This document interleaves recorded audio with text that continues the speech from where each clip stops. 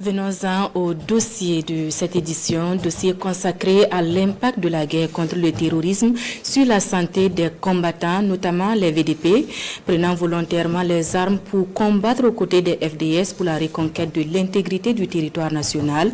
Plusieurs ont été blessés sur les champs d'opération. Admis au centre de santé du camp Sangoulé-Lamizana, leur prise en charge est assurée par l'État. Mais comme vous allez le voir, les blessures vont des plus simples à l'infirmité irréversible. Le dossier est signé de Kwale Nebié et Draman Guéné. La brigade des volontaires pour la défense de la patrie au chevet de ces blessés de guerre. Nous sommes au centre médical du camp général Sangoulé-Lamizana, le centre de référence pour les combattants blessés sur les théâtres des opérations. Tantiega est ici depuis 9 mois. Il est victime d'un incident de tir en pleine opération dans la forêt de Pau. On nous a signalé une présence suspecte dans la forêt. Nous sommes allés, sans vouloir armer, que le coup a pris ma cuisse. Djibril, lui, était en opération à Djibo en début 2022. Il est admis au centre sans ses membres inférieurs.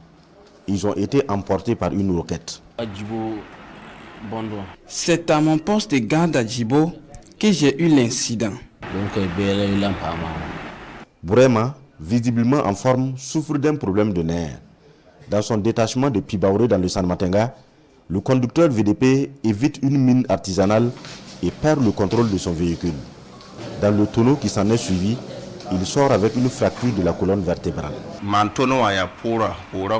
J'ai eu une fracture de la colonne vertébrale dans mon accident. Mais après l'intervention, ça va mieux. Alain, un jeune élève de la terminale, dépose son stylo pour la Kalachnikov. Il prend une balle en pleine reconquête de la forêt de Tiogo dans le Sanguier. En même temps, ça a pris mon pied. Maintenant, de là-bas, bon, ça tirait sur les côtés. Puis l'incident s'est passé à 13h11. Ils ont appelé l'hélico et l'hélico même est venu à 14h. Il n'y avait pas moyen de se déposer.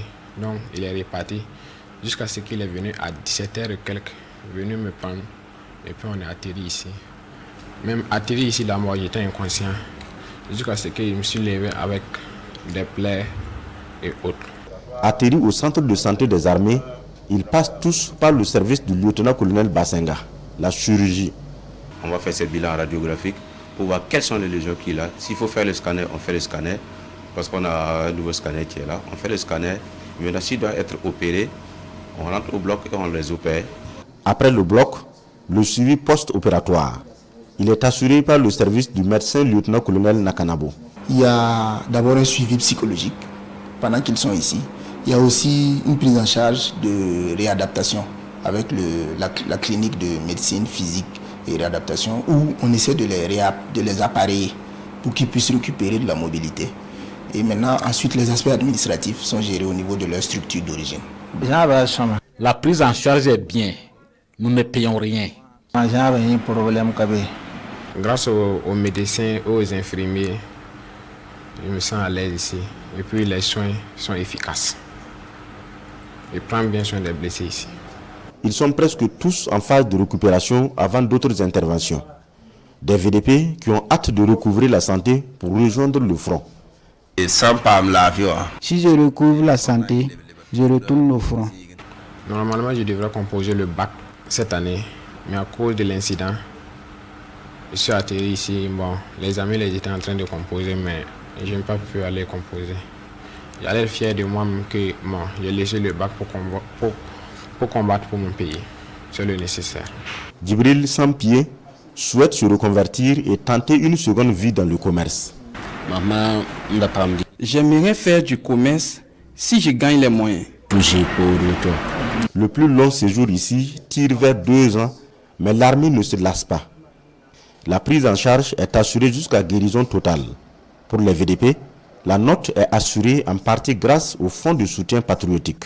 Les VDP ne payent pas, mais c'est pris en charge en fait au niveau donc, de la brigade des VDP, ou en tout cas bon, tout ce qui est fait comme soin ici, la brigade des VDP prend cela en charge. Nous faisons les soins et on envoie la facture à la brigade qui s'occupe donc de régler la note. Sans avis contraire du médecin ou par convenance personnelle, aucun blessé n'est rayé de la liste des VDP. Le commandement attend leur rétablissement pour redéployer ceux qui sont encore aptes. Nous pouvons dire que nous sommes très satisfaits des conditions de prise en charge de nos VDP et nous voudrons saisir votre micro pour traduire notre gratitude et nos sincères remerciements à toute l'équipe médicale de la clinique militaire. C'est que ces blessés puissent retrouver rapidement la santé afin que ceux qui peuvent encore repartir sur le terrain pour apporter leur concours à la sécurisation du pays puissent le faire. Les blessures sont de plus en plus complexes. Le centre de santé des armées se met aussi à niveau pour toujours être à la hauteur.